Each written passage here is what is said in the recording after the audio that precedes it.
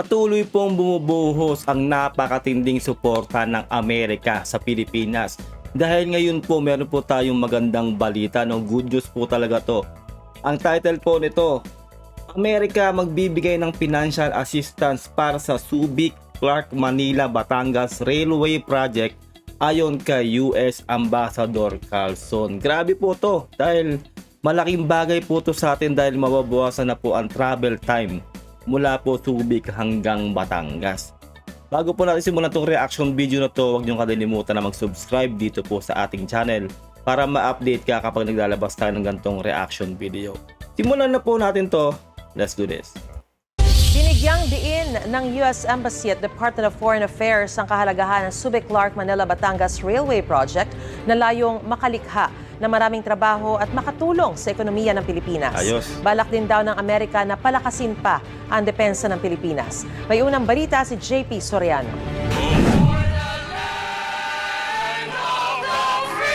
Sa 2025 Independence Day celebration na inorganisa ng Embahada ng Amerika sa Pilipinas, formal na inanunsyo ni US Ambassador to the Philippines Mary Kay Carlson ang tulong pinansyal mula Amerika para maumpisahan na ang Subic, Clark, Manila, Batangas o Wow. SCMB Railway Project. Last week in Washington, we announced funding for a major freight rail line linking Subic, Manila, and Batangas under the Luzon Economic Corridor Initiative, creating jobs and driving innovation in both of our countries. Gagawin ba ng China sa Pilipinas yan? Kung tutuusin, di ba? Isipin nyo, gagawin ba yan ng China kung sa China tayo umanib? Ang ginagawa po ng China sa atin, sinasakop po tayo ng illegal. Di ba po? Hinaharas tayo. Pero ang Amerika, hindi pa po tayo pinapanganak. Noong araw pa ay tumutulong na ang Amerika sa Pilipinas. Isipin nyo, no? Lagi kong sinasabi to. Paano na lang pala kung hindi napaalis ang Amerika nung nakaraan, di ba? Nung, alam niyo na, yung bilang naglaho sila nun. Isipin nyo, siguro napakayaman na ng bansa po natin. At malamang hindi na po tayo nagbibisa sa Amerika. Baka easy access na lang po tayo sa Amerika. At syempre po, malamang sobrang unlad ng bansa natin. Ganun po yun. Kaya ngayon po, no, sobrang magandang balita itong ating napapanood ngayon. Dahil kasasabi niya lang po, no, magbibigay sila ng pinansyal para po magawa po itong project na to na Subic, Clark, Manila, Batangas Railway Project. Tandaan nyo yan, no? Sa pamumuno po ni Pangulong Bongbong Marcos, napatupad po yan. Dahil po maganda po ang relasyon ni Pangulong Bongbong Marcos sa Amerika. Ganyan po ang leader natin. Kaya palakpakan po natin si Pangulong Bongbong Marcos. Pakinggan at panoorin pa po natin to para malaman po natin ang mangyayari. Creating jobs and driving innovation in both of our countries. Matatanda ang unang iminungkahi ang pagbabalik ng SCMB project noong nakaraang administrasyon pero hindi umusad ang negosasyon kasama ang China. Ayon kay Foreign Affairs Secretary Teresa Lazaro, magkakaroon ng malaking epekto sa pag-unlad ng ekonomiya at ng bansa ang SCMB project, which is designed to link the three major ports in Luzon and decongest traffic in the Port of Manila. Yun po yung pinakamagandang napakinggan natin, no? Yung sa traffic, no? Mababawasan ang traffic. At magpo-produce po tayo ng maraming jobs talaga dyan. Lalo po, kung walang traffic, makakarating ng maaga yung ating mga trabahador o yung mga nagtatrabaho at lahat po ng mga nasa industriya ay makakapag-create po sila ng mas marami pang produkto. Ganun po yun. Imbis na na-i-stack po sila sa traffic ng 1-2 oras, alam nyo naman po, lalo po sa EDSA, ganun po talaga, di ba?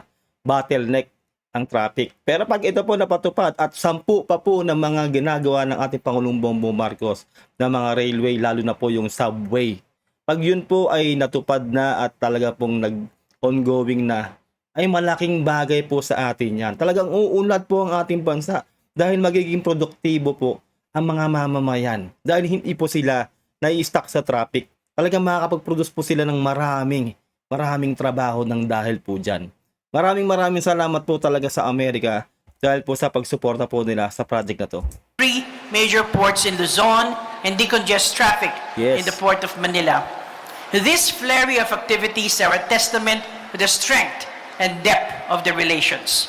Sa pagbisita ni US Defense Secretary Pete Hegseth sa bansa nitong Marso, isa sa mga ipinangako ng Amerika sa Pilipinas ay daragdagan pa raw ni US President Donald Trump ang tulong para mapalakas pa ang defense capabilities ng Pilipinas. Isa pa yan, no? Dahil alam naman po natin na talagang ayaw tayong tigilan ng China. Patuloy pa rin ang pangaharas nila, pamubuli nila sa atin dyan sa ating EEZ, sa West Philippine Sea. Kaya eto po, no, binubuhusan tayo ng tulong ng Amerika sa ekonomiya natin at sa depensa sa ating kalabang China, no? Talagang pinapalakas po ang ating sandatahang lakas. Ganun po ang suporta ng Amerika sa atin. At yun na nga po, no, bali-balita rin po na dito po sa Subic ay magkakaroon po ng pabrika. Baka po magtayo po ng pabrika ng mga armas o ng mga bala. Para po dito na po magpuproduce tayo, hindi na po mag-aangkat. Malaking tulong po yun, lalo-lalo na po sa mga naghahanap po ng trabaho. Maglilikha po yun ng maraming trabaho. Lalong-lalo na po dito po sa Subic. Tandaan nyo, sobrang ganda ng ginagawang proposal ng Amerika sa Pilipinas. Tayo po yung makikinabang dyan dahil tayo po ang nandito sa Pilipinas.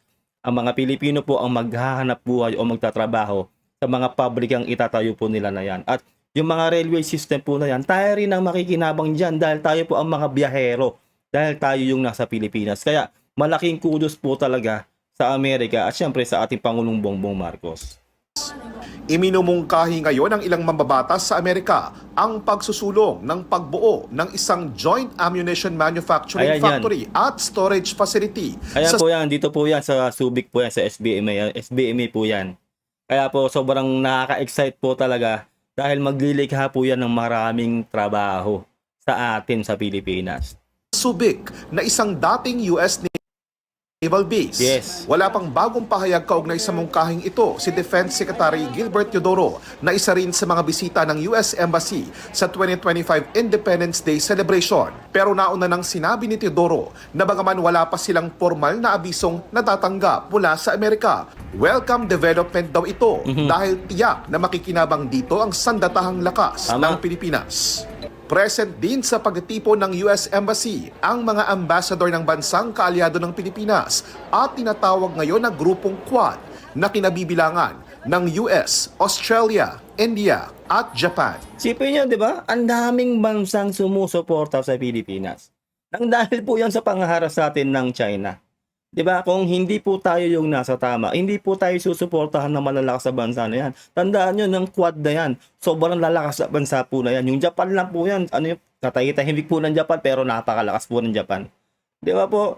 Kung hindi po tayo yung nasa tama, hindi tayo susuportahan ng mga bansang yan. Dahil nakita na po ng buong mundo, lalo ng 2024, nakita ng buong mundo kung paano mangharas ang China sa atin sa West Philippine Sea. Dahil kung nakita nyo yun noon, lulan ng international media, yung mismong barko, yung tinira ng water cannon, mismong nakuhanan nila ng video, silang mismong tinamaan ng water cannon na yun, yung international media.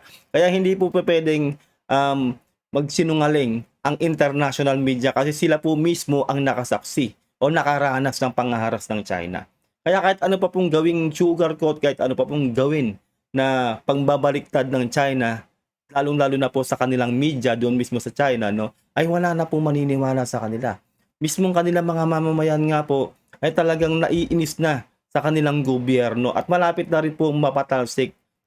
Usap-usapan na rin po yan. Yung baka mapatalsik na rin po itong si Xi Jinping. Isa na rin po yan sa ating gagawa ng reaction sa susunod, no? Dahil grabe po talaga ang ginagawa ni Xi Jinping lalong-lalo na po sa kanyang mga mamamayan. Na kinabibilangan ng US, Australia, India at Japan.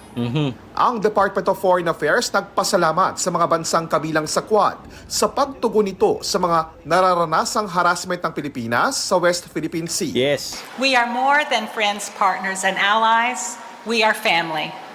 As we mark Independence Day, we renew our commitment to our shared ideals. Ang 2025 Independence Day celebration, dinaluhan ng mga matataas na opisyal ng gobyerno at ilang personalidad. Present din ang mga kinatawan ng Philippine media, gaya ni na Senior Vice President and Head of GMA Integrated News, Regional TV and Synergy, Oliver Victor B. Amoroso, at Assistant Vice President and Deputy Head of GMA Integrated News Operations, Reyna Ann S. Dimapawi. Ito ang unang balita, JP Soriano. Ayun lang po, no. Comment down below kung anong saloobin nyo sa napanood natin. Para sa akin po, ako po yung nagagalak dahil uunlad po ng uunlad talaga ang Pilipinas. Dahil po dito sa tulong ng malalakas sa bansa na to, particularly ng Amerika. Mulat sa pulpa po, hindi po tayo tinitigilan ng tulong ng Amerika. Nakita nyo naman, buhos ang tulong mula sa infrastructure, di ba po, sa railway system, at sa depensa po natin sa ating sandatahang lakas. Talagang binubuhusan tayo ng tulong ng bansang Amerika. At hindi lang po Amerika, yung Quad na yan, no, yung Japan, India, lahat po yan, Australia, South Korea, lahat po halos ay nakapanig po sa atin. Kaya malaking kudos at pasasalamat po sa lahat po ng bansang tumutulong sa bansang Pilipinas. At syempre malaking kudos sa ating Pangulong Bongbong Marcos dahil maganda po ang kanyang pamumuno sa ating bansa at mararamdaman natin pagka-Pilipino natin dahil ipinaglalaban po niya ang ating soberanya. Ayun lang po, na huwag niyo kalimutan na mag-subscribe kung hindi pa po kayo nakasubscribe sa ating channel. Salamat po, ingat po kayo lahat. God bless and peace out. Bye.